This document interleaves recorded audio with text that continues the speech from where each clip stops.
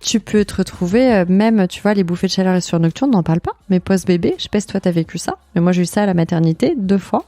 Le lendemain de l'accouchement, avec la chute d'hormones brutale, je me suis réveillée dans une flaque d'eau. N'empêche qu'à un moment, il faut aussi faire confiance au corps, la ménopause est un phénomène naturel, et heureusement, ça se passe très bien pour toute une partie des femmes, on peut le redire, on estime qu'il y a 20% des femmes qui passent leur ménopause comme une lettre à la poste. Donc je pense qu'il y a toujours ce phénomène entre être au courant, comprendre ce qui se passe dans notre corps, mais il y a quand même un moment où pour 80% des femmes, il va falloir avoir un changement d'hygiène de vie. Donc oui, j'ai envie de le comparer à la puberté, c'est pas une punition. Le corps change à la puberté, il se passe des choses nouvelles, nos goûts évoluent. La fin des règles dans la vie d'une femme, c'est la ménopause. Ici, les femmes qui sont passées par là vous parlent de leurs symptômes, de traitements et astuces, de leur rapport avec leur propre corps, d'intimité, de carrière professionnelle aussi, mais surtout, de la fin des règles, celles que l'on s'impose ou que l'on accepte. En les écoutant, vous trouverez, je l'espère, les bonnes infos pour traverser cette période encore trop taboue. Et puis surtout, j'espère que vous prendrez un shot de confiance et de bonne énergie. Je m'appelle Odayo et j'ai 44 ans. Allez, venez.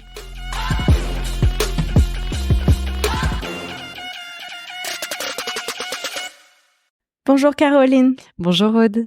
On est ici à Antibes. Oui. Je suis chez toi, dans ta magnifique maison, avec une vue sur la mer et sur la montagne. Malheureusement sous la pluie, mais ça va changer, t'inquiète pas. Je te remercie de m'accueillir. Avec plaisir. Tu as fondé la marque Millet avec Anna. Je vous ai contactées toutes les deux quand j'ai découvert la marque en me disant « Waouh, une marque qui se positionne sur les symptômes de la ménopause, les symptômes hormonaux, d'une façon assez nouvelle, en tout cas pas de façon segmentée comme on a l'habitude de le voir sur le marché de la cosmétique habituelle, et c'est plus que la cosmétique ce que tu fais. Ça m'a beaucoup plu et j'avais vraiment envie de vous entendre là-dessus.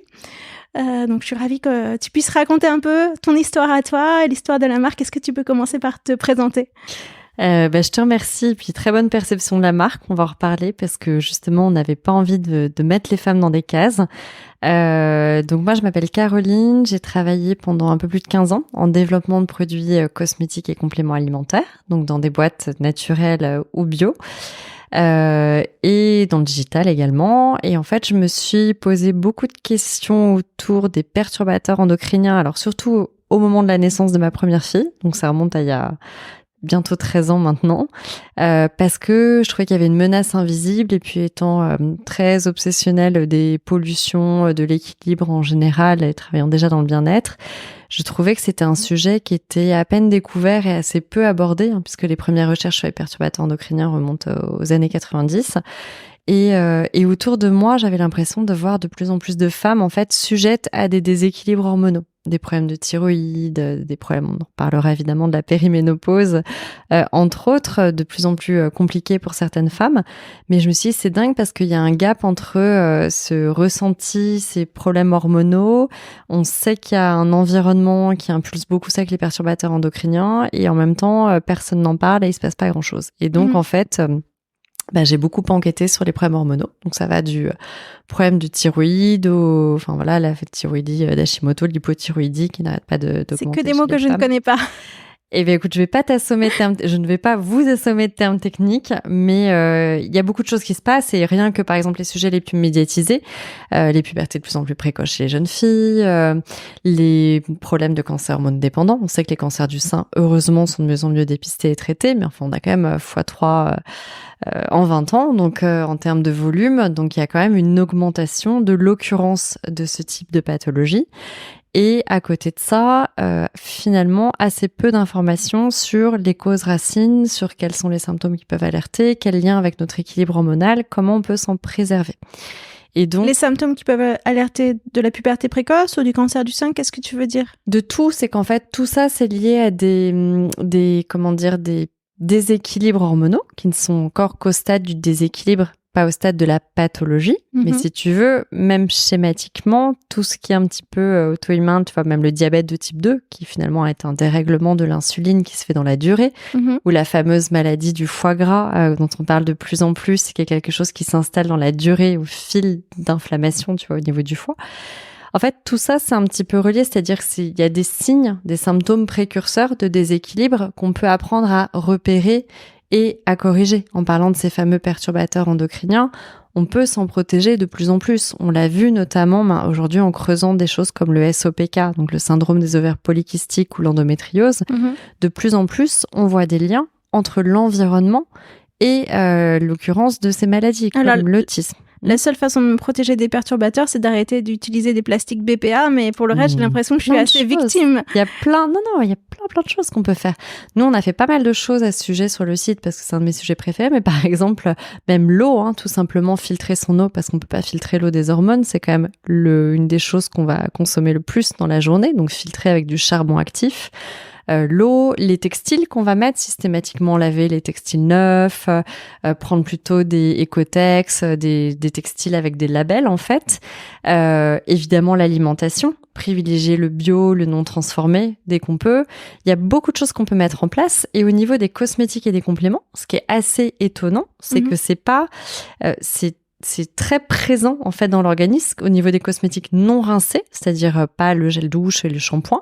Il y a une étude là récemment de Harvard qui a montré qu'en faisant le tri dans sa salle de bain, en moins de 2 semaines, en utilisant des produits plus clean, plus propres, sans polluants, en tout cas suspectés ou perturbateurs endocriniens, on arrivait à baisser de 40% le taux des perturbateurs endocriniens dans les urines.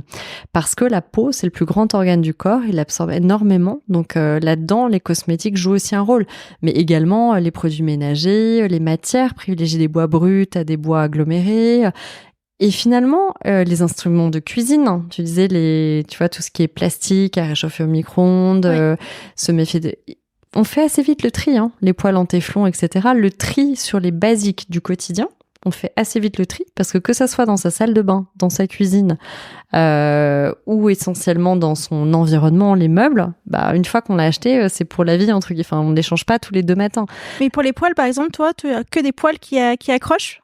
Alors attends, j'ai trouvé des poêles écologiques qui n'accrochent pas. On va en reparler, mais ça a été un gros bench. Ça a duré plusieurs mois. Je me suis cassé les dents sur quelques poêles. Mais non, il y a des super matières. Par exemple, maintenant, la céramique, etc. On arrive à avoir des super matières. La fonte, il y a des nouveaux types d'acier inoxydable avec des couches qui sont clean. Oula. Non, il y a beaucoup de choses. On arrive à trouver des alternatives parce qu'il y a beaucoup de choses qui se développent. Et d'ailleurs, là, tu sais qu'il y a beaucoup de reportages qui vont sortir sur le téflon et le PFOS qui sont catastrophiques parce que même les eaux autour des usines ont été très polluées. Notamment des usines qui produisent des céréales, comme les fameux chocs à pic que mangent les enfants tous les matins et qui sont hyper pollués au PFOS. Ah oui. Et c'est très compliqué de récupérer des eaux qui ont été polluées avec des polluants, surtout qui sont de longue durée. Donc en fait, il y a un environnement chimique qui est très perturbant pour l'équilibre hormonal féminin, si on veut synthétiser sans trop inquiéter. On va pas vivre dans une grotte, mais quand tu dis faire le tri de ces éléments du quotidien, en fait, c'est facile. Si je te parlais de la pollution ambiante, voilà, évidemment, on va pas tous aller vivre dans une grotte et changer des choses, mais faire le tri dans ces objets du quotidien, de plus en plus d'études montrent que c'est un impact qui est certain. Donc, regardez un peu. Et simple, apparemment. Oui, simple, il faut faire son grand ménage de printemps, quoi. Il faut prendre le temps de regarder, de faire le tri, voilà, de jeter peut-être ses poêles en téflon un peu abîmés, de changer un peu ses habitudes en termes d'achat de vêtements. Mais généralement, en plus, ce qui est bon pour les perturbateurs endocriniens, c'est aussi bon pour la planète. Enfin, en gros, l'idée, c'est acheter du plus durable dans des matières plus nobles et plus brutes. Donc, c'est mieux pour tout le monde, quoi. Tout le monde est gagnant là-dedans. C'est un petit peu, par exemple, Shine. Je vais citer cette enseigne que je déteste. Eh bien, on n'a jamais retrouvé des taux de plomb, de mercure là dans toute leur joaillerie fantaisie et dans les vêtements. C'est bourré de perturbateurs endocriniens. Il y a des taux, mais qui dépassent de 10 fois les seuils recommandés par l'OMS. On est vraiment sur des vêtements extrêmement polluants. Donc, puis on sait que toute la chaîne est aussi extrêmement polluante et qu'ils n'ont aucune information. Mais finalement, c'est pas si compliqué. C'est-à-dire que les enjeux écologiques, c'est pour ça que nous on appelle ça une nouvelle écologie du corps féminin. Tu vois, j'avais pas prévu ça, mais la transition est belle. Les enjeux écologiques de dire, on va aller vers des choses plus durables, plus travailler sur les causes racines, se débarrasser des polluants, et pour la santé et pour la planète, c'est des enjeux qui se rejoignent souvent. Raconte-moi un peu comment est né Millet. Alors, donc Millet, ça veut dire la bonne amie en provençal. Et c'était vraiment cette idée d'enquêter, parce qu'il y a eu une longue enquête avant de lancer la marque. On a rencontré vraiment des groupes d'experts, on a eu cette chance-là, des gynécologues, des sages-femmes, des micronutritionnistes, des kinés de rééducation du périnée, des naturopathes. Enfin, on a vraiment été loin. Et on voulait vraiment comprendre ce qu'est un déséquilibre hormonal, comment ça impacte les femmes, pourquoi on est si peu au courant et est-ce qu'on peut faire des choses avec l'hygiène de vie, parce que c'est surtout ça le principal. Et moi, je me souviens, ma première rencontre avec un endocrinologue m'a complètement marquée parce que au début, on pense que les hormones, on maîtrise pas, que c'est un sujet très médical, qu'on ne peut rien y faire, que c'est réservé aux blouses blanches. Et en fait, l'endocrinologie, qui est quand même la médecine des hormones, c'est une médecine des symptômes. Et les endocrinologues, on a fait des articles aussi à ce sujet sur le blog, mais ils nous disent, mais finalement, nous, les dosages hormonaux, ça compte très peu. Nous, on va étudier les symptômes, la génétique, on va demander à quel âge votre mère a eu ses règles, à quel âge a été ménopausée, à quel âge vous avez eu vos règles, vous avez été ménopausée, quelle est votre hygiène de vie, qu'est-ce que vous mangez, qu'est-ce que vous faites comme sport, quels sont vos symptômes ressentis. Et c'est une science des symptômes et de l'hygiène de vie. Et il y a un raccourci qu'on dit en général, on dit que ton équilibre hormonal dépend à 75% de ton hygiène de vie. Et donc, ça veut dire qu'on peut agir dessus, que c'est très malléable, en fait. On est vraiment dans cette épigénétique et ces choses qu'on peut changer. Donc, tu veux dire qu'il n'y a pas besoin de prendre un traitement, il y a simplement besoin de changer son hygiène de vie pour régler 75% d'un déséquilibre hormonal qui pourrait causer des seins tendus ou de l'acné. Moi, je dis surtout qu'on a besoin d'être à l'écoute de son corps et de ses symptômes. Pour moi, ça n'a pas... Quand tu es au stade du déséquilibre, tu n'as pas forcément besoin d'un traitement. Il y a des choses qui sont réversibles. Quand tu as un vrai, on en reparlera peut-être après, mais un vrai déséquilibre qui a dérivé vers une pathologie, par exemple, tu te retrouves en insuffisance ovarienne prématurée, tu vois, à 40 ans, ou alors tu as une endométriose, une adénomiose hyper marquée avec des douleurs fortes. Tout dépend de la manière dont tu vas vivre ces symptômes. Si c'est très fort, on est bien content de pouvoir avoir des traitements substitutifs ou des pilules contraceptives qui peuvent au moins pour un temps soulager les symptômes pour qu'on puisse vivre normalement. C'est-à-dire que pour moi, les deux ne se rejettent pas. Ce que je regrette, c'est qu'aujourd'hui, les réponses aient uniquement été médicales et curatives. Tu as une pathologie, je te soigne et t'as pas vraiment le choix. Et finalement, avec beaucoup de choses qui vont masquer les symptômes, par exemple l'endométriose, quand on bloque l'ovulation avec un moyen de traitement, une pilule, voilà, une pilule ou un stérilet hormonal, peu importe. En fait, on va masquer, on va bloquer l'ovulation, donc on va bloquer les symptômes, mais on va rien résoudre in fine. On empêche l'avancée de l'endomètre, donc c'est quand même salvateur. On bloque la formation de l'endomètre, donc on soulage. On empêche la douleur, on permet de vivre normalement. Donc c'est génial de pouvoir faire ça, heureusement. Mais à côté, il va falloir travailler sur l'hygiène de vie. Parce que si on fait juste ça, sans travailler sur les causes primaires, l'inflammation, comment justement on peut réduire cette inflammation de l'endomètre et cette prolifération avec d'autres choses, peut-être se faire opérer, il y a d'autres moyens, etc., elle va rester au même stade. C'est ça mon point. Ça veut dire que heureusement que ça existe pour soulager et pour vivre normalement, mais ça ne résout pas le problème racine. Et on peut pas toujours le faire.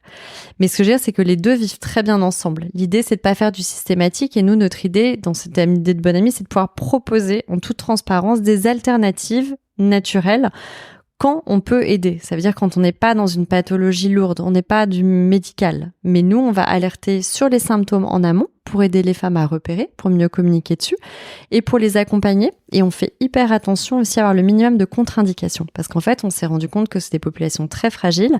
On met des années souvent avant de diagnostiquer qu'on a potentiellement un cancer hormonodépendant, un problème de thyroïde, une endométriose. Souvent, c'est 7 à 10 ans d'errance diagnostique. Et il y a certaines plantes qui sont loin d'être anodines aussi, comme des phytoœstrogènes, soja, houblon, trèfle rouge, des choses qui sont souvent très utilisées, notamment en période de périménopause, qui étaient dans les 3/4 des produits du marché. Et puis on s'est dit, c'est pas très logique parce que parfois ça peut ne pas agir dans le bon sens. Ça veut dire que typiquement sur une endométriose ou un cancer hormonodépendant, ça peut aider à proliférer. Oui, c'est ça. Voilà, ça peut booster les taux d'oestrogène. Donc, finalement, les femmes qui n'ont pas accès au traitement hormonal donné par le gynéco n'ont pas non plus accès aux phytohormones du marché. Exactement. Sauf qu'elles mettent du temps à le comprendre parfois. En tout cas, où les marques sont pas tout à fait après, c'est compliqué. Très claires là-dessus. Exactement. Puis après, c'est compliqué parce que tu as des marques qui te proposent des choses avec phytohormones, sans phytohormones. Enfin, c'était compliqué de s'y repérer. En fait, c'était un marché peu lisible et puis voilà, compliqué. Et donc, nous, on voulait vraiment être un peu transparent et puis aussi... Très souvent, tu avais un complément, par exemple une marque spécialisée dans la ménopause qui va accompagner juste sur un complément sur les bouffées de chaleur ou, je sais pas, la prise de ventre. Et en fait, Nous, en regardant les causes racines de ces déséquilibres, on s'est vraiment rendu compte que tu sois par exemple en ménopause induite suite à un traitement hormonal, en aménorrhée suite à une anorexie, une ménopause induite pour un traitement de l'endométriose par exemple, et tu vas te retrouver avec les mêmes symptômes qu'une ménopause naturelle. Les bouffées de chaleur, c'est les premiers, les douleurs articulaires, c'est ce qu'on retrouve le plus rapidement dans ces cas-là. Tu peux te retrouver, même, tu vois, les bouffées de chaleur et sueur nocturne, on n'en parle pas, mais post-bébé, je sais pas si toi t'as vécu ça, mais moi j'ai eu ça à la maternité 2 fois. Le lendemain de l'accouchement, avec la chute d'hormones brutale, je me suis réveillée dans une flaque d'eau, littéralement. Et personne m'avait prévenu non plus de ça. Et en fait, c'est des phénomènes qu'on peut ressentir. Et donc, ce qui est plus intéressant, c'est de regarder ces symptômes. Puisque finalement, on disait les bilans salivaires, hormonaux, les dosages sanguins, on n'y est pas encore. Puis surtout, tu peux avoir 2 femmes qui ont exactement les mêmes taux d'hormones et pas du tout le même ressenti. Pourquoi tu dis on n'y est pas encore ? C'est-à-dire, on n'arrive pas encore à lire ces données-là de façon intelligente ? Pas Qu'est-ce tellement. qui manque ? En fait, le problème, c'est que 2 femmes, déjà, il faut le plus efficace aujourd'hui, c'est les dosages salivaires que les dosages sanguins. En gros, les dosages sanguins, ils vont te dire t'es enceinte ou t'es ménopausée. En gros, les gros axes. Ça y est, c'est fait, le taux d'hormones a passé tel cap, t'es au-dessus. Ce qui est très intéressant... Bon, après, ça peut détecter évidemment des niveaux d'hypothyroïdie, etc. Mais en fait, on a beaucoup de mal. Même les seuils, par exemple, qu'on va mettre de moyenne pour l'hypothyroïdie, tu peux avoir des femmes qui ont des symptômes d'hypothyroïdie marqués alors qu'elles sont dans le seuil, on va dire, qui n'est pas dans la pathologie. Et pour les bilans salivaires, il faut le faire plusieurs fois par jour parce que les hormones, c'est tellement fluctuant qu'en fait, il faut mesurer plusieurs fois par jour. Et c'est pour ça qu'il y avait très peu d'études cliniques aussi, tu sais, sur les femmes. Là, ils vont imposer un tiers d'études cliniques sur les femmes. Là, on parle des médicaments en général, hein, quand tu dis les études cliniques sur les femmes. Oui, mais en fait, tous les dosages, parce que ces dosages changent énormément au cours de la journée, notamment en période de ménopause, où ça peut être vraiment ce que j'appelle le grand 8 des hormones. Ça veut dire que tu peux te retrouver avec des taux extrêmement fluctuants dans une même journée. Et résultat, ça les rend assez peu définitifs et lisibles, d'une part. Et en plus, 2 femmes, on disait qu'il y a exactement le même taux hormonal. Tu en as une qui peut souffrir de sueur nocturne, d'insomnie, de bouffées de chaleur énormissimes, et l'autre qui va très bien les vivre. Donc celle qui va très bien les vivre, finalement, t'as pas besoin de la traiter de quoi que ce soit. Enfin, tant que la qualité de vie est bonne et que le corps n'envoie pas de signaux, il n'y a pas de raison de s'emparer du sujet. Ouais. Et heureusement, ça se passe très bien pour toute une partie des femmes, on peut le redire. On estime qu'il y a 20% des femmes qui passent leur ménopause comme une lettre à la poste. Hein. Donc le bilan hormonal, c'est quelque chose qui ne sert pas à grand-chose, sauf à détecter une ménopause vraiment tout à la fin. À détecter une pathologie, à mettre un mot sur une ménopause installée, sur une grossesse, voilà, sur quelque chose, ou dans le cadre d'un traitement, d'un suivi, oui. Mais sinon, pas tant que ça. Par exemple, les endocrinoïdes n'ont fait pas tant de bilan que ça, en fait. Ils vont tester la réaction à une hormone, regarder si c'est un petit peu dans les normes, etc. Mais c'est essentiellement une science des symptômes. Et en fait, ça, couplé au fait que l'hygiène de vie ait un si grand impact dessus, on s'est dit, waouh, bon, il y a vraiment quelque chose à faire. Et donc, ce qui était intéressant, c'est aussi cette approche, par exemple, la ménopause, parce que c'est vraiment notre sujet aussi. Ce qui était hyper intéressant, on a interrogé 400 femmes avant de se lancer. Et les femmes avant la ménopause, il n'y en a aucune qui se retrouve. À chaque fois qu'on parlait de ce sujet, t'es « Oh là là, mais moi, j'y suis pas du tout ». Alors que la périménopause, techniquement, ça commence 7 à 15 ans avant. Donc, on dit souvent à partir de 35-40 ans. Donc, moi, j'étais là, je l'ai rassurée en disant « Mais vous savez, moi, j'estime que je suis en périménopause ou que je commence à rentrer dans cette période de vie, en tout cas. » Est-ce que tu sens, toi, des choses déjà ou pas ? Écoute, pas tellement. Mais alors, moi, je fais partie de la team qui a eu ses règles très tard. Donc, je risque d'avoir une ménopause un peu décalée comme ma mère, de ce que j'ai compris. Moi, j'ai eu mes règles très tard, à 16 ans. Ouais, 17. Et ma mère a eu sa ménopause à 50 ans. Et je commence à me demander si j'ai pas des symptômes à 45. Ouais. Je sais, pas très clair. Écoute, ouais, de toute façon, c'est jamais très clair, comme tu dis, même quand tu fais des bilans d'hormones. Moi, j'en avais fait un petit truc, c'était plutôt avancé. Et je sais que ma mère avait encore des taux d'hormones sanguins très élevés à 58 ans, tu vois, qui n'étaient pas du tout ménopausés, malgré, on en reparlera, hystérectomie. Mais aujourd'hui, pas vraiment. Après, tout ça peut changer selon l'équilibre de vie. Tu vois, en grosse période de stress ou des choses comme ça, tu peux avoir des symptômes que tu n'avais pas avant et une petite tendance parfois à aggraver le syndrome prémenstruel que beaucoup de femmes ressentent à partir de 35-40 ans. Moi, aujourd'hui, j'en ai 42, 41. Et donc, tout ça pour dire qu'effectivement, c'est ça qui était génial, c'est qu'on s'est dit, en fait, on peut apporter quelque chose parce que la micronutrition et autres jouent beaucoup et on trouvait qu'il y avait peu de soins et de produits adaptés, et surtout que ça touche, nous, on travaille sur 3 grands axes. T'as vraiment toute la partie confort physique, donc les ballonnements, les crampes, les douleurs articulaires, enfin, il y a toute une panoplie de réjouissances liées aux hormones, les gonflements, la rétention d'eau, les seins tendus, la sécheresse intime. Il y a toute une partie sur l'équilibre émotionnel dont on parle trop peu, qui est déjà présente, on en parlait un peu, mais sur le syndrome prémenstruel, mais vraiment en période de périménopause, il faut être très attentif à ça. Moi, j'ai un psychiatre qui me disait, et on voit les stats, il y a beaucoup plus de femmes qui sont prescrites des antidépresseurs en période de périménopause, ce qui est dommage avant d'essayer d'autres solutions, parce qu'il y a des solutions plus douces pour l'organisme que de commencer aux antidépresseurs, même si encore une fois, c'est exactement comme le traitement hormonal substitutif, c'est des choses qui peuvent vraiment aider, qui parfois sont indispensables, et heureusement que ça existe, mais il faut apprendre à s'en sevrer assez vite ou trouver des solutions alternatives quand on peut. Et puis, les répercussions sur la peau et les cheveux. Alors, on parle beaucoup de beauté et tout ça, puis finalement, on n'en comprend pas toujours les mécanismes racines. Il y a beaucoup plus en plus de femmes qui perdent leurs cheveux, qui ont des problèmes cutanés très spécifiques. Il y a de résurgences d'acné hormonale un peu inflammatoires. Et c'est des choses dont on parle vraiment trop peu. Donc, l'idée, c'était de pouvoir faire en sorte d'avoir des produits dans ces différents rayons où les femmes reconnaissent en disant « Ah, mais moi, j'ai ça, j'ai des douleurs mammaires, j'ai des pertes de cheveux. Ah, mais... » Et en fait, en regroupant les symptômes, on se dit « Ah bah tiens, en fait, j'ai peut-être on va dire un déséquilibre hormonal ou quelque chose qui peut se rapprocher du SOPK, ou je suis peut-être en périménopause, ou il faut peut-être que je commence à regarder certaines choses. Et c'était ça tout l'intérêt, en fait, de dire c'est pas une fatalité, il y a peut-être des choses, des symptômes différents dans votre corps qui reflètent une réalité que vous allez découvrir qui ressemble à un déséquilibre hormonal. Alors là, c'est marrant, effectivement, parce que moi, j'ai fait le test en ligne sur ton site et ça m'a détecté excès de sébum, teinte terne, imperfection, ballonnement, soucis digestifs, tout ça dans la même catégorie. J'avais dû répondre que oui, j'avais de l'acné en période juste avant mes règles. J'ai pas forcément le reste. Mais du coup, je vois que c'est mis avec, c'est-à-dire qu'on c'est considéré comme lié. Et puis ensuite, j'ai... La peau et la digestion, c'est très, très lié. Voilà, un autre sein sensible étendu, ça oui, j'ai, avant les règles. Jambes lourdes, crampes ou inconfort abdominal. Bon, j'ai pas les crampes. Mais là, tu les as encore placés ensemble. Et ce que tu dis là-dessus, c'est que c'est lié à une dominance œstrogénique et également que c'est le même c'est pas un médicament du tout que tu donnes, mais en tout cas le même sérum corps cycle heureux pour à la fois un syndrome prémenstruel et la périménopause. Donc, vous avez développé une gamme de produits qui servent pour des moments très, très différents de la vie d'une femme. Et c'est assez déroutant. Oui, alors en fait, c'est une approche besoin-solution. On a une approche par symptôme, exactement comme l'endocrinologie. Alors, d'une part, parce que les femmes ne se reconnaissaient pas dedans. Donc, on disait avant, il n'y en a aucune. Tout de suite, elle nous précise « Ah, mais je ne suis pas en périménopause ». On dit « Mais c'est pas une fête. » Ce mot était très mal marketé, tu vois, très mal. Très mauvais marketing de la ménopause à revamper très vite. Les femmes en ménopause, finalement, c'est une période de 12 mois qui est pas forcément comprise, puisqu'on te dit a posteriori, vous avez 12 mois sans règles et c'est fini. Et puis après, elles ont plus envie d'entendre parler. Et en plus, on s'est dit, c'est pas logique. Au début, on pensait vraiment faire un produit ménopause, un produit...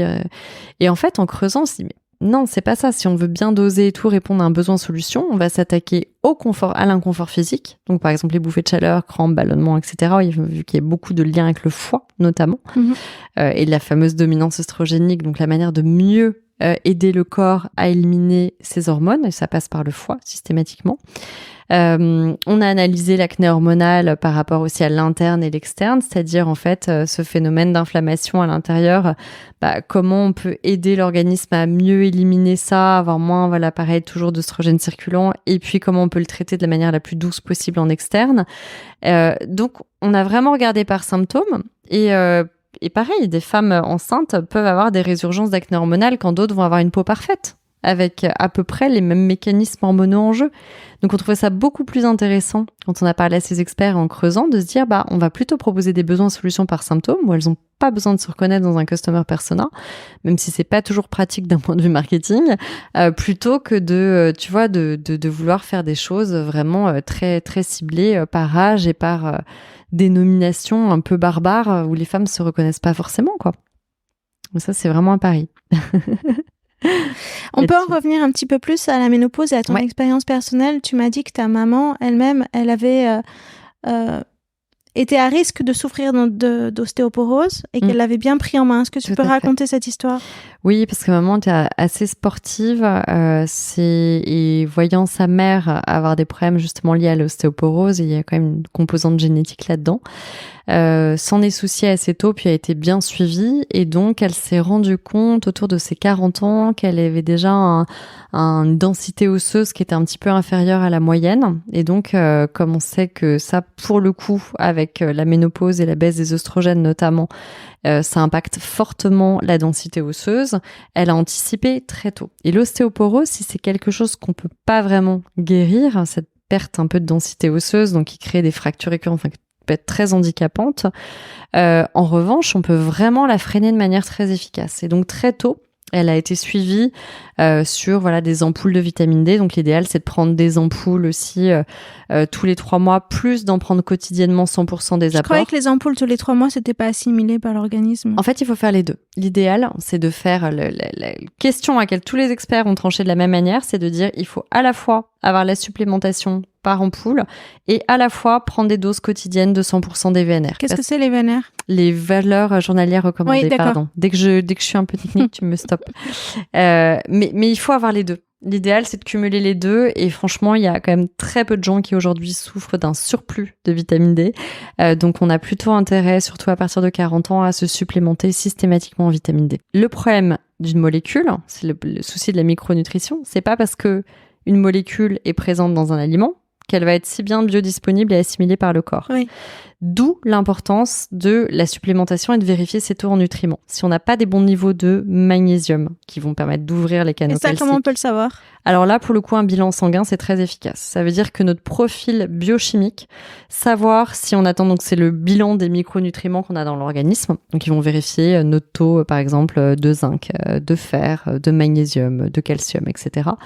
On a tendance à avoir un profil biochimique qui nous suit à peu près toute la vie. Moi, je sais que je suis tendance déficit magnésium, pas du tout de fer. Donc voilà. Donc je sais que ça sert à rien pour moi de prendre des produits. C'est pour ça que t'as un très beau teint. T'as pas de problème de fer.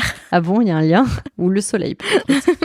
Mais t'as des liens et t'as des grands profils. Et ce profil biochimique a tendance à te suivre toute ta vie. Donc c'est hyper important, ça, pour le coup, de le faire une fois. Et vraiment, il faut regarder, nous, c'est vraiment la philosophie des produits. Déjà, quelles plantes fonctionnent ensemble et puis surtout, qu'est-ce qui va favoriser la biodisponibilité ? Par exemple, le magnésium, il y a des biodisponibilités hyper différentes selon les types de magnésium. Les oxydes de magnésium ou alors le magnésium marin hyper naturel, c'est génial, c'est hyper naturel, mais alors l'organisme en absorbe quasiment 0. Donc en fait, il faut plutôt avoir des magnésiums de synthèse mixés à des acides aminés, comme le bisglycinate, le malate, le citrate, varier les formes, qui vont vraiment permettre une assimilation optimale du magnésium. Et souvent, il faut des vitamines B, notamment la B6, mais aussi d'autres vitamines comme la B12 et autres à côté, pour que toutes les réactions dans l'organisme soient favorables à la bonne synthèse du magnésium. Donc en fait, la micronutrition, c'est compliqué parce que c'est une science de la biodisponibilité intérieure et non pas de tiens, je vais avaler un peu de calcium, donc c'est sûr que si je prends 25 grammes de calcium, je vais avoir 25 grammes. C'est pas du tout comme ça que ça se passe à l'intérieur du corps. Mmh. Et c'est parfois assez contre-intuitif. Donc nous, on regarde beaucoup ça et c'est une science compliquée. Et puis surtout aussi, on en parle trop peu pour l'ostéoporose, en plus de se faire suivre, parce que c'est quand même le nerf de la guerre, de se faire suivre et aussi prescrire les bons produits qui vont permettre ça. C'est donc penser aux protéines, très important, penser aux protéines végétales aussi. Et puis, continuer à beaucoup marcher, entretenir, parce que finalement, c'est les microchocs répétés sur le squelette qui vont entretenir le squelette. Parce que le fait d'avoir des microchocs répétés au niveau des os, donc la marche, la course, peu importe, enfin un sport que vous pratiquez qui stimule le mouvement. Donc pas la natation par exemple, ni le vélo. Voilà, le vélo un petit peu, la natation pas du tout, effectivement, parce que c'est un sport très doux pour les articulations, pour le coup quand on a mal aux articulations, mais ça va pas tellement stimuler le squelette là-dessus. Mais c'est ces microchocs répétés qui vont aussi entretenir la densité osseuse et entretenir le squelette. Ta maman a fait ? Bah moi, elle faisait beaucoup d'équitation, donc de fait, ça entretient. Ça a beaucoup d'avantages, l'équitation, pour le périnée, pour le squelette, pour beaucoup de choses, pour l'équilibre et puis surtout se faire suivre pour avoir les bonnes supplémentations, vérifier la densité osseuse. Et donc finalement, elle a très peu perdu en densité osseuse depuis ses 40 ans en faisant ça. Et des exercices, de la gym, des choses comme ça. Donc pas de traitement hormonal au moment de la ménopause pour ta maman, mais alors, elle l'a eu assez tardivement, tu dis. L'ostéoporose, elle a eu des premiers signes de perte de densité osseuse, était bien avant la ménopause, qu'elle a eu une ménopause artificielle artificielle induite par une hystérectomie, c'est-à-dire une ablation de l'utérus suite à un fibrome utérin, fort probablement lié à une dominance œstrogénique. C'est-à-dire ce fameux phénomène qui, même en ménopause, peut faire qu'on a trop d'œstrogène par rapport à la progestérone. Je fais une petite aparté là-dessus. Ça, c'est le rapport entre l'œstrogène et la progestérone. Les hormones se regardent jamais seules. Quand on dose une hormone, on va jamais doser une hormone seule, ça donne aucun rapport sur ce qui est en train de se passer, que ce soit grossesse, ménopause, etc.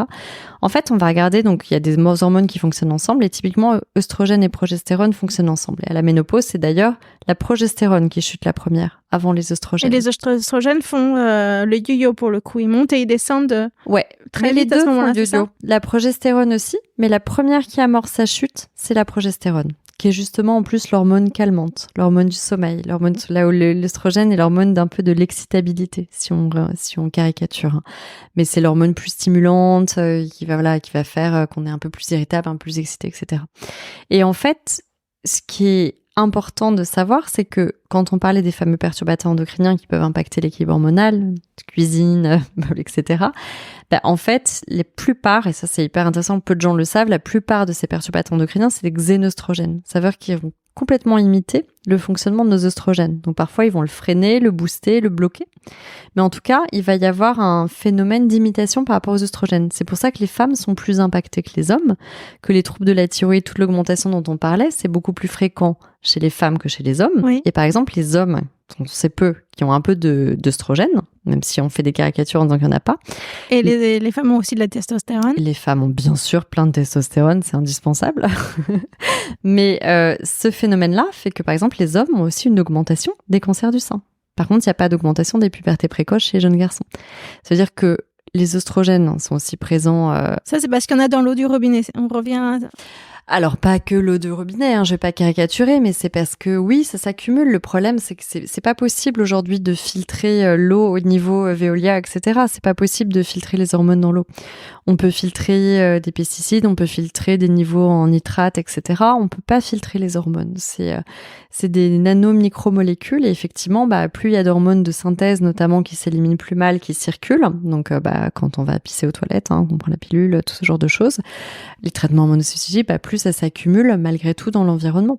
Et donc après, charge à nous de filtrer avec du charbon ou des choses aussi chez nous. Mais je veux dire, il y a grosso modo, on peut pas se couper de tout, et même les microplastiques qu'on va respirer dans l'air, enfin tout ce dont on parle, qu'on retrouve dans la neige, etc., sont bourrés de phytohormones, enfin de phytoœstrogènes in fine. Donc oui, on a un environnement qui est très pro-œstrogénique. Quand je parlais avec tous les gynécologues, endocrinos et tout, alors on n'a pas de stats précises là-dessus, mais ils disaient qu'ils pensaient que plus de 70% des femmes à tous les âges de la vie reproductive et même en périménopause étaient impactées par cette dominance œstrogénique. Et les principaux symptômes, c'est vraiment l'irritabilité, les problèmes de sommeil, les seins tendus. Alors moi, j'ai pas d'irritabilité. Pour l'instant, personne ne s'est plaint de mon caractère. T'as pas l'air, t'as l'air très douce. En revanche, les seins tendus, c'est apparu il y a assez peu de temps, il y a peut-être 1 an ou 2, effectivement, et c'est très net au niveau avant les des règles, quelques jours avant les règles, un peu plus congestionné. J'avais jamais eu ça avant. Oui, c'est très classique de la dominance œstrogénique. La rétention d'eau un petit peu plus, d'avoir un peu plus de gonflement, tout ça c'est très lié en fait. C'est lié à cette fameuse stagnation, d'avoir trop d'œstrogènes qui circulent, qui ont du mal à s'éliminer, donc qui créent un petit peu ce phénomène d'inflammation, de stagnation. Et donc tu parlais du sérum, en fait dès que tu as ça, que ce soit pour n'importe quel sujet, un médicament qui a pu par exemple provoquer une hausse des œstrogènes ou n'importe quoi, dès que tu as ce phénomène de congestion, tiens j'ai le ventre un peu tendu, lourd, gonflé, c'est de la congestion ou les seins comme ça, en fait on a juste fait un sérum drainant qui répond à ces symptômes-là, qui est à base d'arnica, tu vois, d'éléments drainants, décongestionnants, t'as de l'arnica, du magnésium, du Donc ça c'est appliqué en application locale sur la peau, sur le corps. On se masse. Tu vas tester, j'en donnais un, mais on masse, et c'est vraiment un sérum qui a été fait pour pouvoir se rhabiller rapidement. Avant, on donnait des crèmes à la progestérone, puis ça a été interdit parce qu'il y avait trop de contre-indications pour les crèmes à la progestérone. Moi, j'ai eu mal au sein toute ma grossesse avec le bombardement d'œstrogènes. Et je pouvais rien mettre parce que la seule chose qu'on prescrivait en pharmacie, c'était des crèmes anti-hémorroïdaires qui sont atrocement pas sensoriel. On peut pas se rhabiller, on n'a vraiment pas envie de mettre ça. Et très punitif. Et puis avec des listes de contre-indications énormes. Enfin, voilà, il y avait pas grand-chose. Alors que finalement, c'est pas compliqué. Il fallait écouter les symptômes d'un côté des femmes et puis les molécules prescrites de l'autre côté. Tu vois, il y a un gynécologue qui prescrivait ça en préparation magistrale. Ça veut dire qu'il savait faire une liste de choses à faire en pharmacie pour soulager les femmes. Et justement, c'était à base de ginkgo, d'arnica, d'éléments anti-inflammatoires, tu vois, comme la racine de réglisse, le yam, hein, qui est hyper intéressant aussi là-dessus. Et c'était des choses extrêmement safe. Et en fait, lui, il était un peu formé en phytothérapie, donc il le faisait prescrire, mais tu avais rien sur le marché. Donc c'est un petit peu absurde. Donc tu vois, l'idée, c'est d'aller trouver un petit peu là où il y avait un gap, en fait, entre la solution et le besoin. Et voilà, de dire aux femmes, en fait, ça existe, on n'est pas obligé de soulager. Alors évidemment, ça c'est un produit qui va soulager de manière temporaire et immédiate, mais l'idée, c'est aussi de traiter la cause racine. Et c'est là où on le traite avec des soins et des compléments alimentaires, parce qu'il faut quand même aller traiter le terrain. Et donc, on va beaucoup éduquer sur le rôle de l'alimentation, le rôle du sport. On va essayer de trouver des micronutriments qui peuvent aider justement à diminuer tout ce dont on parle, hein, l'acné hormonal, les douleurs au sein. On a eu beaucoup sur notre équilibre féminin, qui est un peu le complément alimentaire de base sur l'inconfort physique. On a eu énormément de réflexions sur j'ai plus mal au sein après 3 semaines après l'avoir pris. Donc on est sur les mêmes causes. Et tu as le traitement un petit peu long cours en micronutrition. On va faire sentir, regardez, c'est capable. On est capable en fait, en changeant des choses dans l'alimentation, la micronutrition, de mieux les vivre et de renverser le symptôme. Et puis des petites choses aussi en topique pour soulager de manière immédiate ce qui se passe, quoi. Donc c'est ça qui est intéressant. Et en même temps, tu vois, moi, c'est quelque chose qui m'annonce mon cycle, qui me donne une indication. C'est pas douloureux au point que c'est incommodant pour moi. C'est juste une information que me donne mon corps. Ouais, mais je pense qu'en fait, si on s'habitue à être encore plus à l'écoute de notre corps, on peut avoir cette information. Moi, je trouve ça quand même plutôt sympa de pouvoir gommer tous ces inconforts. Tu vois, par exemple, il y a aussi beaucoup de réflexions sur ce même complément alimentaire. Moi, je faisais beaucoup de spotting, tu vois, avant les règles. C'est-à-dire que je sentais mes règles arriver bien 5 à 10 jours avant, le ventre qui gonfle, les seins un petit peu, voilà, pas invivables, hein. Je vivais ma vie, etc. Ça m'a pas des évictions sociales, mais puis beaucoup de spotting, donc des petites paires de sang un peu marron qui durent, donc des règles qui durent plus longtemps, puis voilà, et puis qui durent après. Et en fait, le fait d'avoir pris ça, maintenant, je sens quoi, juste avant mes règles, enfin presque parfois, je me suis fait surprendre par mes règles les premières fois. J'ai moins le ventre qui gonfle, j'ai plus mal au sein, et en fait, au lieu d'avoir mes règles sur 4-5 jours dans la durée avec beaucoup de spotting, ça dure 3 jours avec du sang clair. C'est comme si ça s'évacuait bien, comme s'il y avait un fonctionnement en fait plus fluide et plus mécanique. Et après, moi, je trouve ça plutôt confortable de les vivre comme ça. Tout simplement.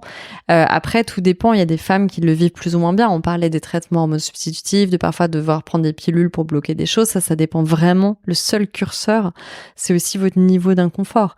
Mais de pouvoir un peu gommer ces petits inconforts, on dit encore de les lisser plutôt, parce que quand on va parler des variations d'humeur, on va pas changer votre caractère du jour au lendemain. Si vous êtes très irritable et très émotif, vous deviendrez pas un Bouddha zen du jour au lendemain. On n'est pas sur la pilule miracle.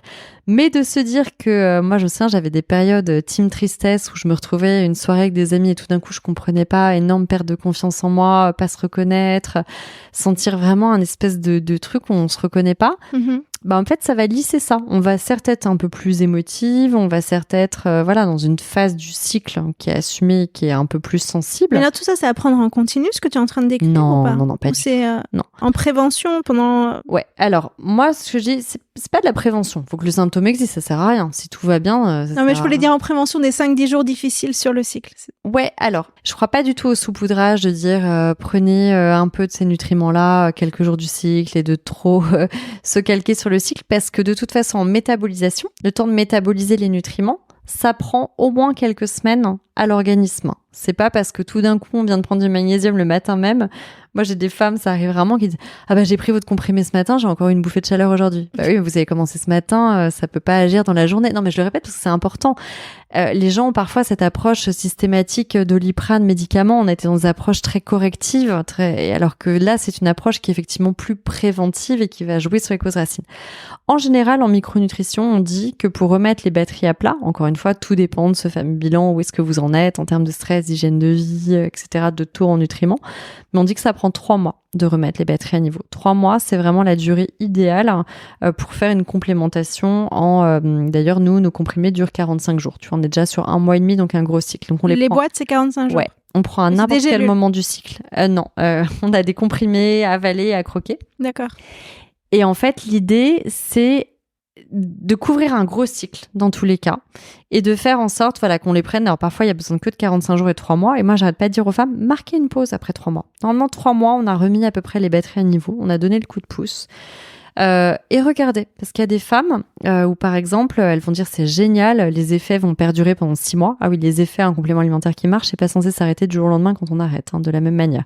Généralement, ça met 2-3 semaines à se mettre en place, vraiment, surtout avec des plantes adaptogènes, et après ça perdure un peu dans la durée.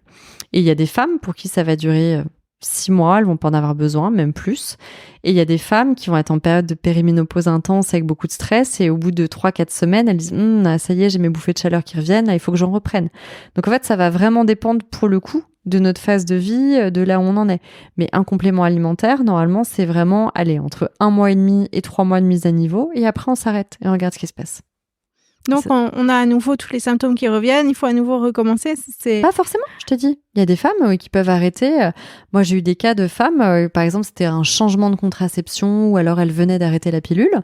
Elles ont pris les compléments pendant 3 mois et puis après, elles ont arrêté pendant plus d'1 an et elles n'avaient plus besoin. Tu vois, ça les a aidées à passer cette transition. Donc, c'est pour ça que je dis que ça dépend vraiment du moment de vie où il y a des femmes qui vont arrêter pendant plus de 6 mois, qui ne vont plus en avoir besoin. Donc, il faut s'écouter. Enfin, moi, mon message principal, c'est commencer à vous écouter. À quel moment du cycle je me sens comme ça, mais moins on a de symptômes, mieux c'est. Et la périménopause, c'est pareil, puisque comme c'est impossible à dater, comme en plus on a des règles qui commencent à devenir irrégulières, on sait même plus à quel moment du cycle on en est. Par contre, quand on commence à noter des changements forts, on va en reparler parce qu'il y a plein de symptômes qu'on n'imagine pas forcément. Tu parlais des douleurs au sein, c'est un symptôme qui est très fréquent aussi bien au moment de la grossesse qu'en périménopause. Mais il y a aussi plein d'autres choses. Les douleurs articulaires, on en parle très peu, les phénomènes de raideur, la langue qui gonfle, du fourmillement, le changement d'odeur. Le changement d'odeur, ça apparaît quand ? Alors ça paraît, encore une fois, il y a des femmes chez qui c'est plus marqué que d'autres. Je sais pas si tu te rappelles la puberté, un des premiers signes de puberté, c'est cette odeur un peu acide, l'odeur de transpiration qui apparaît chez les jeunes garçons ou les jeunes filles. À un moment, tout d'un coup, la chambre commence à sentir pas la même odeur. Moi, j'ai pas encore vécu ça avec mes enfants. C'est hormonal. Non, mais c'est hormonal. Et c'est exactement la même chose avec la ménopause. C'est qu'en fait, comme on change de système, on parle des phéromones qui émettent des odeurs et tout ça. Encore une fois, c'est plus ou moins marqué selon les gens. Les transpirations n'est pas égale face aux odeurs de transpiration, face aux odeurs, etc. Et ça, c'est réversible ou pas ?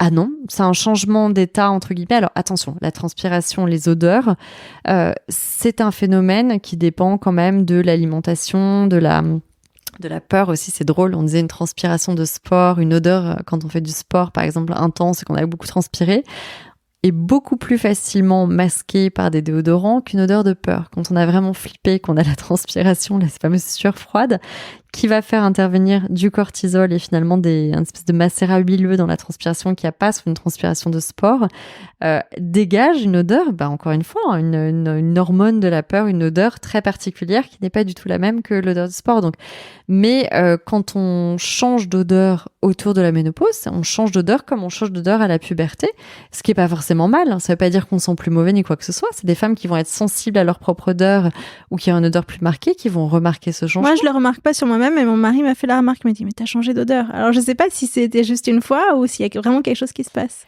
Il y a quelque chose qui se passe. Moi, je te dis, c'est un changement d'état, sauf qu'on a trop tendance à confondre ménopause et périménopause et vieillesse. La périménopause, c'est une belle étape. D'ailleurs, il y a beaucoup de femmes qui en parlent comme d'un retour à un état de stabilité après, émotionnel. Sur beaucoup de choses, il y a des femmes que ça libère d'un point de vue sexuel. On n'en parle pas assez de tout ça. Et on a tendance à le catégoriser avec la vieillesse. Ça veut dire, tu prends des rides, t'as des douleurs articulaires. Et en fait, attention, il y a des phénomènes à délier, à dire voilà. Comment j'optimise ce passage pour savoir si j'ai besoin d'être aidée par un traitement substitutif, par des micronutriments, d'être accompagnée et de bien passer cette étape et de bien la vivre. Et la vieillesse, c'est deux choses différentes. On peut être ménopausé à 45 ans. 45 ans, c'est pas la vieillesse. On peut être ménopausé très tard. Donc, il faut vraiment différencier les deux phénomènes. Mais par contre, bien être consciente des niveaux de risque, des symptômes, etc. pour bien se faire accompagner à cette période. Et on est toujours mieux accompagné par nos médecins, gynécologues, endocrinos, quand on sait décrire au mieux nos symptômes. Et quand on y pense, qu'on sait que ça peut avoir un lien. Ouais. Exactement. Quand on y pense et qu'on sait que ça peut avoir un lien. Parce que notamment tout ce qui est sur le problème émotionnel, c'est parfois difficile pour les femmes de faire le lien. Donc nous, on fait des grosses blagues en disant si vous avez envie de tuer vos enfants, votre mari, tout ça, c'est normal. Il y a peut-être un problème avec la dopamine et la sérotonine. Non, on plaisante parce que c'est des choses, on en sourit de manière ironique. Il y a beaucoup de blagues là-dessus, mais les femmes ont beaucoup de mal à faire le lien en fait là-dessus. Parce que c'est des choses, la chimie du cerveau, c'est compliqué de se dire que ça peut être un phénomène extérieur qui intervient dessus. Pour nous, c'est notre nous profond. Et donc, on a du mal à se dire qu'il peut y avoir des phénomènes hormonaux qui agissent dessus et qui changent parfois un peu notre personnalité sur certains points ou certains ressentis.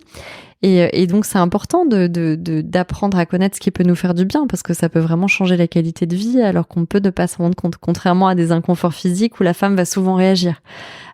Typiquement, la sécheresse intime, c'est quelque chose qu'on peut mettre du temps à identifier, mais on réagit assez vite parce que pour pas que ça impacte la qualité de vie en général. Alors là-dessus, c'est là où le traitement hormonal est vraiment très efficace. Et ce que j'ai entendu dire, c'est que si on le prenait pas, on pouvait toujours prendre des gels hydratants à l'œstrogène locaux, mais j'ai aussi entendu des femmes se plaindre que ça coulait. Enfin, je sais pas à quoi ça ressemble, j'ai jamais été confrontée à ces produits-là, mais ça a pas l'air d'être tellement sympa à utiliser. Ouais, et puis finalement, le traitement hormonal alors, joue beaucoup au niveau de la peau, etc. Mais la sécheresse intime, quand elle commence à s'installer, même avec un traitement hormonal, ça change pas tout. Il y a des traitements au laser aussi qui sont très efficaces maintenant. Après, il y a des ovules à base d'œstrogène qu'on peut appliquer localement. Mais encore une fois, on est sur un truc hyper coulant. Puis dès qu'on arrête, comme c'est la béquille, en fait, on va rajouter des oestrogènes, en fait, ça s'arrête automatiquement. C'est ça que j'aime pas là-dedans. C'est qu'on n'est pas trop sur les causes racines.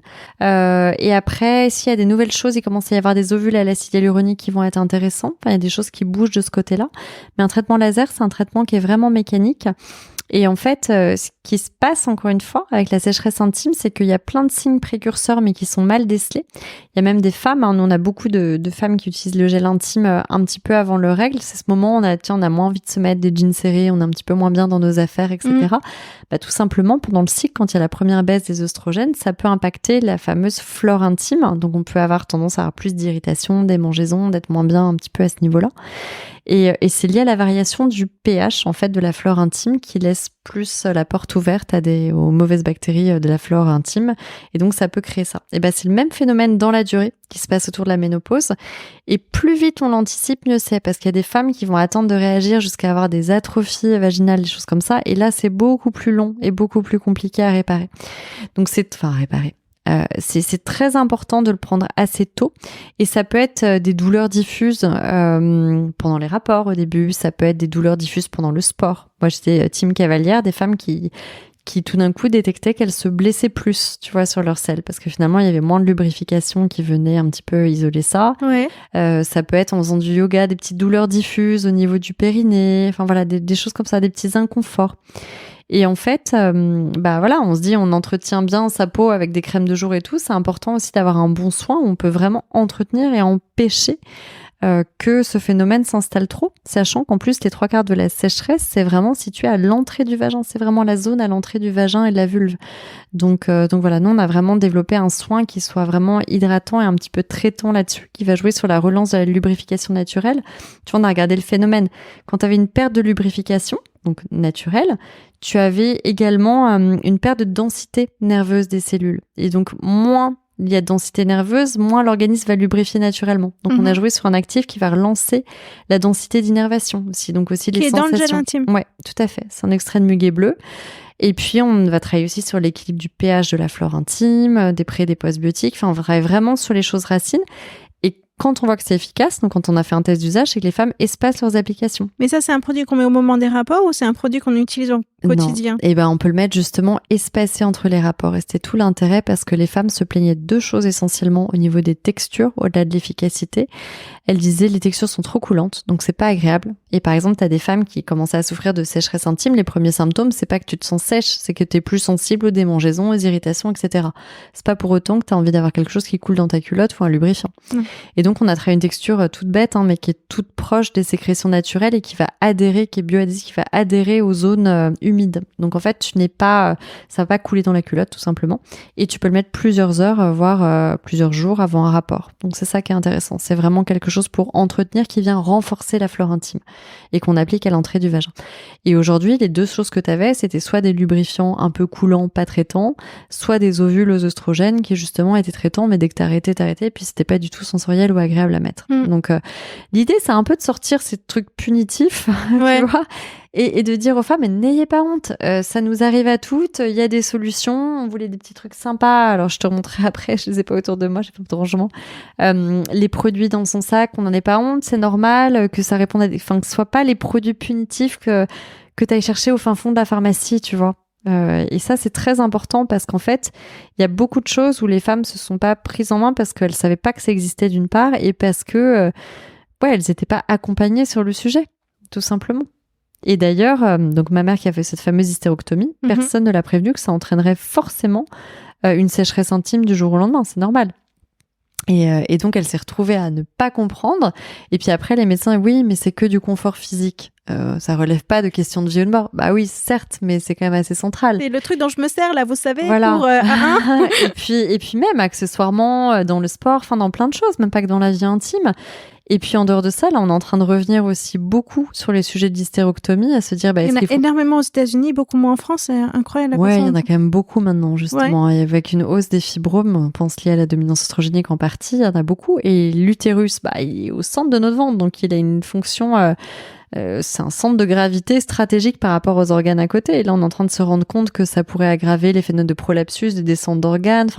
Et de l'avoir retiré. Oui, parce que quand on avait un utérus avec un fibrome qui faisait la taille d'une orange au centre de notre ventre et qu'on le retire, les organes, ils vont se replacer aussi. Donc, ça impacte beaucoup de choses et il faut vraiment qu'on repense la santé féminine différemment. Moi, j'ai quand même eu des gynécologues. Alors, j'en ai eu des géniaux qui étaient justement, on se formait de plus en plus à l'alimentation, à la phytothérapie pour accompagner les femmes et revenir sur un point sur lequel ils étaient d'accord en disant, en fait, on a eu des traitements un peu pareils pour toutes les femmes. Aujourd'hui, on est vraiment plutôt dans la personnalisation. Ça veut dire qu'on va regarder les dosages, puis on va les revoir tous les 6 mois ou tous les ans, puis on va progressivement baisser des dosages, et puis on va les sevrer progressivement du traitement hormonal substitutif, s'il y en a besoin ou pas. Et il y a d'autres gynécos qui disent, bon alors certes, avec les augmentations de risque de cancer de mammaire ou de l'utérus pour certaines femmes avec ces traitements, ce qu'on va faire, c'est qu'on va faire une ablation de l'utérus et des glandes mammaires pour ces femmes et on va toutes les mettre sous traitement hormonal substitutif. Donc là, t'es dans l'approche un petit peu opposée de ton mécanisme. Mais très bien, si les deux approches existent. Maintenant, à vous de choisir là où vous vous sentez le mieux. On a chacun nos ressentis et tout ça, mais ce que j'aime bien, c'est qu'on puisse proposer des alternatives. Ça veut dire que l'un ne va pas sans l'autre. C'est un peu ce qu'on dit sur la médecine intégrative. Aujourd'hui, on a tout intérêt à ce que les disciplines travaillent ensemble, en fait, main dans la main. Et quand on regarde que par un bout de la lorgnette en disant, là, il y a un risque là-dessus sur l'utérus, donc j'enlève l'utérus, mais je regarde pas forcément ce qui se passe à côté et les symptômes associés, on impacte forcément d'autres phénomènes physiologiques. Et moi, j'aime bien l'idée que les femmes, puissent avoir des traitements naturels qui conviennent à toutes les phases de la vie, même quand on est sous chimio ou après un traitement lourd, et qu'on puisse piocher, en fait, dans ce qui nous fait du bien. C'est ça qui est important, en fait, c'est de pouvoir être accompagné, tout simplement. Mais je rejette pas du tout, et heureusement qu'on a une très bonne médecine aussi autour de ces sujets. On est allé très très loin des Pardon. On était en train de parler de ta maman et puis t'es reparti, t'es revenu à elle, etc.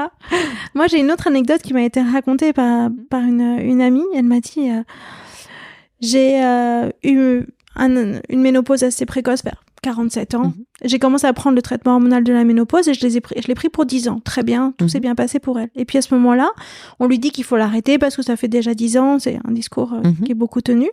Elle commence à avoir de l'ostéoporose. À côté de ça, elle me dit qu'elle prenait pas de produits laitiers parce qu'ils étaient inflammatoires pour elle.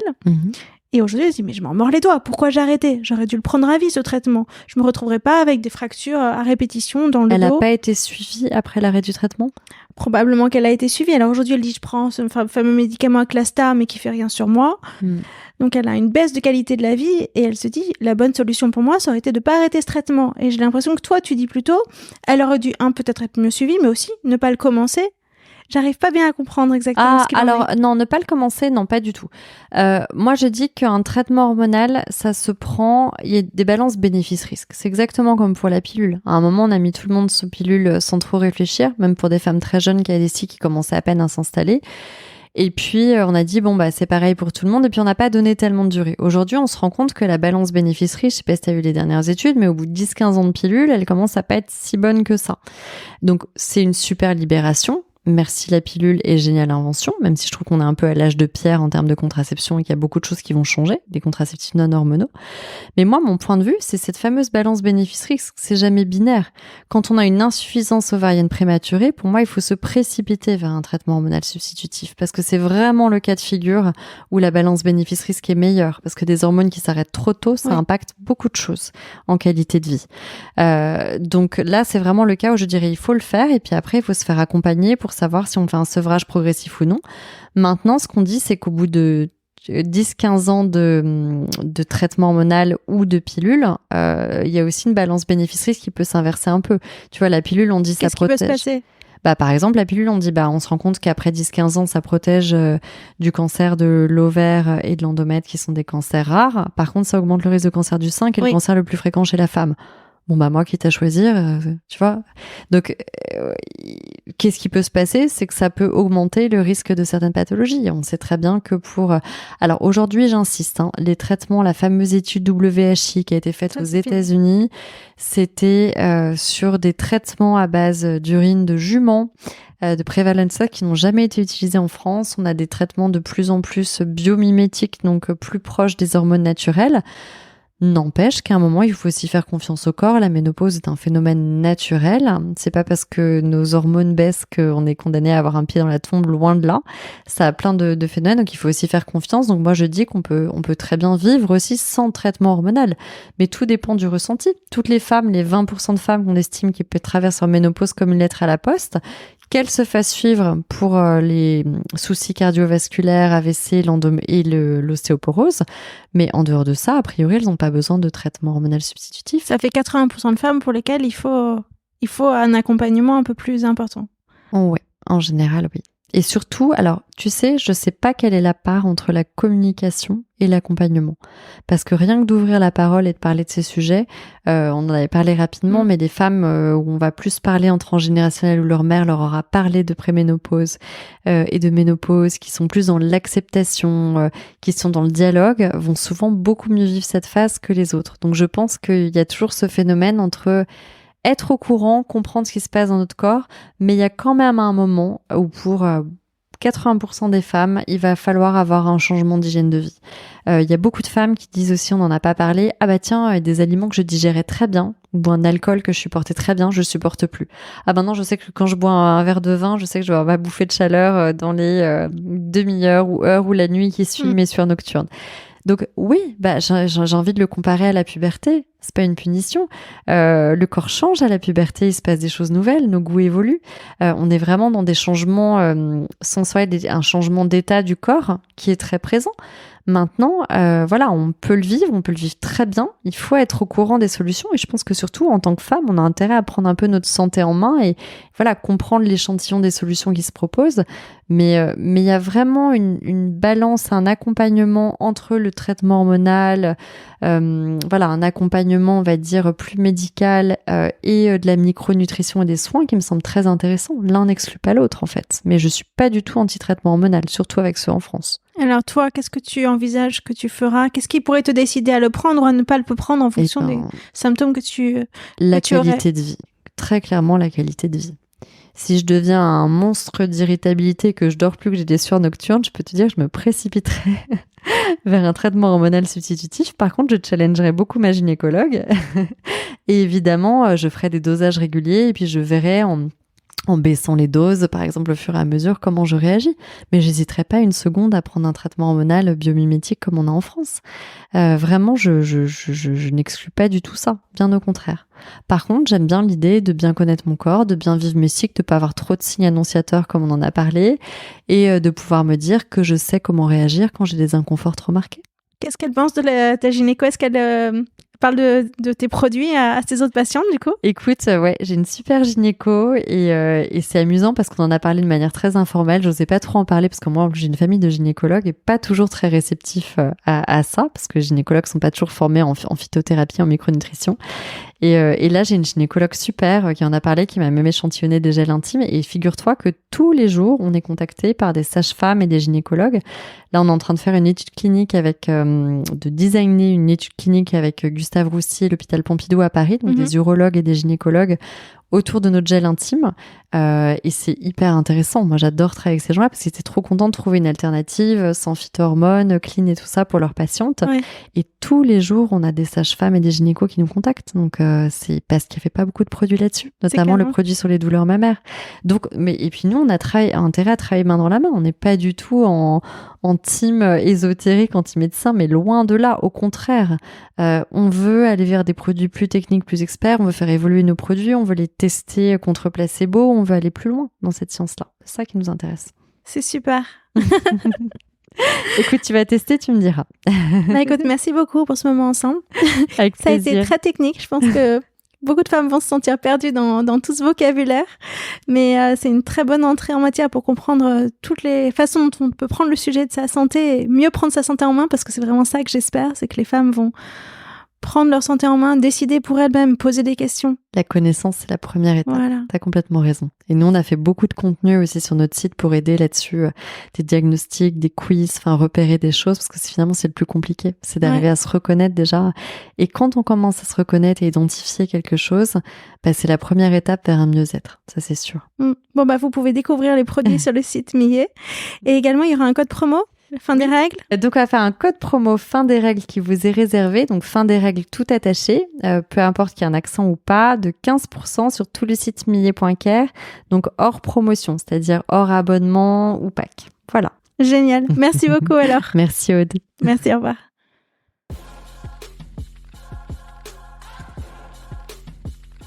J'espère que vous avez passé un bon moment. Vous pouvez me suivre sur LinkedIn, sur Instagram, et me laisser des commentaires et des étoiles. Si vous avez une invitée à me suggérer pour un prochain épisode, écrivez-moi. À très vite.